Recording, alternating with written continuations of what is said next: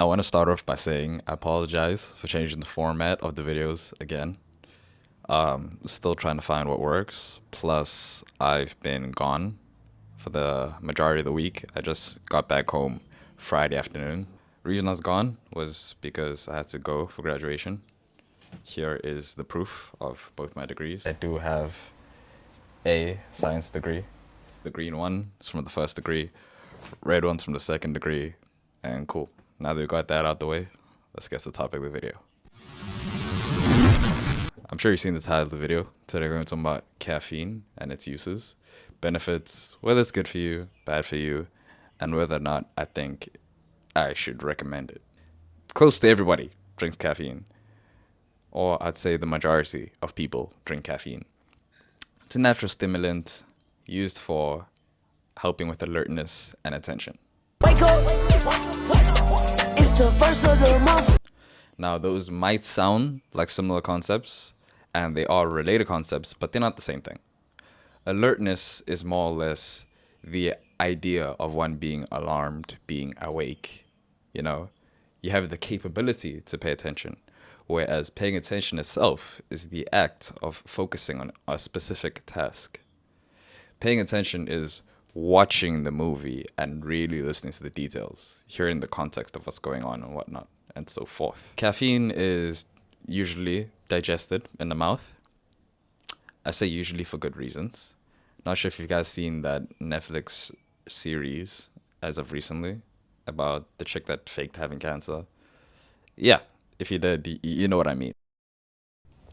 But aside from that, what caffeine actually does when it enters your body is you drink it or ingest it, it flows down your esophagus and straight to the gut. Once it gets to your gut or your gastrointestinal tract, the GI, it flows into your bloodstream. From your bloodstream, it reaches the liver, gets broken down, and then that's when it is more or less ready to act. So there are more or less 3 metabolites that are active within caffeine. The first, paraxanthine, theobromine, and theophylline. Okay, paraxanthine contributes to approximately 80% of the metabolite. Theobromine contributes about 12%, whereas theophylline contributes to roughly 4%. So it's actually the original caffeine molecule that you ingest that goes to the adenoreceptors in your brain and blocks adenosine. Blocked by Taquavion! Oh my god! The reason why this is important is because it's actually the adenosine that tells your brain, okay, you're feeling tired, it's time to sleep, or feeling tired, you want to take a nap, relax, etc. It's responsible for triggering the parasympathetic nervous system. So more or less the part of your nervous system that helps you chill out. The reason for ingesting caffeine is to prevent this from happening in cases where you need to focus in the middle of a game. I don't think you want to be chilling out a little too much when you're busy with a game, you have a meeting to go to, or it's 10 a.m., you didn't get much sleep last night, etc. So what are some of the benefits of caffeine? As we've mentioned earlier, there's alertness, there's attention, and the final benefit that I want to add on to these two is actually reaction, which is more or less a combination of the two. So picture it this way. Caffeine allows you to feel alert. Once you're alert, you more or less have the ability to focus. When you are actively focusing, that is when you're paying attention to the game. You're paying attention to the sport that you're playing, or you're paying attention to the work that you need to do. You can't pay attention unless you are alert. Finally, reaction is exactly what it sounds like. It's the ability to react to whatever's happening. You're there, alert, defense, or goalkeeper. You see the player coming towards you, you're focused in on him, and then as he's about to shoot, you react by blocking. Caffeine has actually been shown to assist with memory, reasoning, and accuracy, which isn't that crazy if you really think about it. If you're more alert and you're paying attention, you're more focused on what you're doing, it's more likely when you need to recall information later on that you're able to remember. Now that you're fully focused in on what you need to do, you're able to remember the details of what's going on, and you have the energy to do so.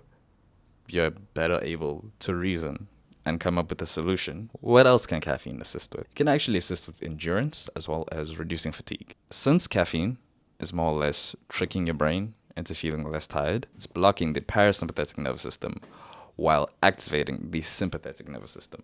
So what does that mean? Sympathetic nervous system is more or less the part of your nervous system that gets activated whenever something important's happening or you're panicking, you're in an emergency. You're able to carry on doing the activities that you need to do for longer because your body's in an active state. It's ready to do what needs to be done, you know? It's not about to let you rest if it feels like you're about to die. I know that sounds really scary or whatnot, but it's more or less the same part of your brain that's getting activated when it feels like there's an emergency versus you running around in a sport. End of the day, we still have our, I don't want to say caveman brain, but that part of your body that really doesn't know the difference between you lifting 220 on the bench or a saber-toothed tiger chasing you. Sure, there's different parts of your body that are getting activated, but end of the day, the main center is the same. How does this assist you with decreased fatigue? Well, it does and it doesn't at the same time. What does that mean? It more or less assists with the perception of fatigue. More or less, it extends the period of time before you actually feel fatigued, before your body actually notices, okay, I'm actually feeling tired. It's more than likely that the caffeine will exit your system long after you're done with the activity that you're doing. So you're able to keep going, doing what you need to do, and attend to the task or the game at hand. In cases of being in the work environment, this might be more helpful or more useful in situations of that afternoon crash where you just had lunch and you feel tired. Like, yo, it's 1, 2 p.m. I'm going to be here till 5 or 6. Take a scoop, and then you're more or less ready to keep going until the end of the workday. So next up, the dosages and timing. What are the recommended dosages for caffeine? This is a bit of a tricky one. Caffeine is very subjective from person to person, but from what I do know, the limit of the recommended dosage is approximately 400 milligrams. Most doctors find that when you stay below 400 milligrams, most people are able to consume caffeine and not experience as many or any negative effects. When you surpass 400 milligrams, you're starting to roll the dice. There's obviously the exception of people that are very sensitive to caffeine. There's always that one friend who's like, yo, I had a cup of coffee, then I couldn't sleep last night, or I had a Red Bull, I was up for 2 days, you know. And in the case of pregnancy, about 200 milligrams is considered to be safe. Don't quote me on this. Consult your physician first, but from what I've seen, 200 milligrams is supposedly safe enough. Now, as for the timing, the ideal timing seems to be 30 minutes to approximately an hour before the activity that requires your attention or focus. What are some of the warnings of caffeine? As stated previously, I don't think, personally, it's something that I would ever recommend to somebody who's pregnant, simply because you don't really know what's fully going to happen to the fetus. But from what I have seen online, it seems to be more or less safe at a dosage of 200 milligrams or less. And more often than not, I think a shot of espresso or even like 1 cup of coffee is more or less 80 milligrams. Of course, kids should not be drinking caffeine. They do not need caffeine. There is no good reason for a child to be having caffeine, in my personal opinion. Next up, I do not recommend caffeine for anybody that's experiencing anxiety issues, heart condition, or actually antidepressants. And I might be wondering why. In the case of anxiety, caffeine activating the emergency response in your body is more or less the same thing as it activating the part of your body that gets anxious. So it can trigger stuff like panic attacks and so on and so forth if you do struggle from such. And especially if you're already somebody that's sensitive to caffeine. Now you're being hit with a double whammy that could make you feel really uncomfortable. In the case of people struggling with heart conditions, more or less what happens is your heartbeat increases since you're in an emergency state, as well as your blood vessels actually becoming more narrow. This is known as vasoconstriction. Vasoconstriction more or less increases your blood pressure, which we all know is not really a good thing. And increased heart rates increases the number of beats per minute. both of these together are very much putting some strain in your heart.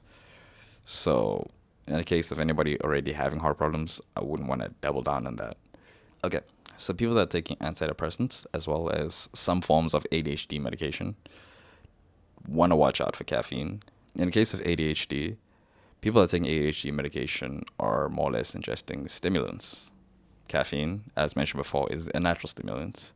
Too much is not so good for you. Too much of a good thing can greatly hurt. In the case of antidepressants, they may sometimes conflict with each other and the main function or intention for you taking such medication. So if you are going to drink caffeine while having antidepressants as a form of medication that has been prescribed to you, please do consult with your doctor, physician, psychiatrist, whatever. Okay, so quick summary. What does caffeine do for us? It increases your alertness, which helps with your ability to pay attention. And then from there, we're able to make good reasoning, reaction. We can remember things better, and we can more or less be more accurate with the tasks that we have that we're responsible for. On a more physical level, it's able to increase your endurance and decrease the perceived fatigue. As mentioned previously, in terms of timing, this is something you want to take about 30 minutes or a half hour to an hour before the activity at hand. Finally, from the research that I've done, I do not recommend caffeine for pregnant women, but if you do decide to take this, nothing above 200 milligrams. No to kids, no to people with anxiety, a no to people with heart conditions, and a maybe with ADHD. Go ask your doctor first. I hope you enjoyed the video this week, and I'm hoping to see you next time around. Any questions, leave them below. You enjoyed this video, please don't forget to like and subscribe. Peace out.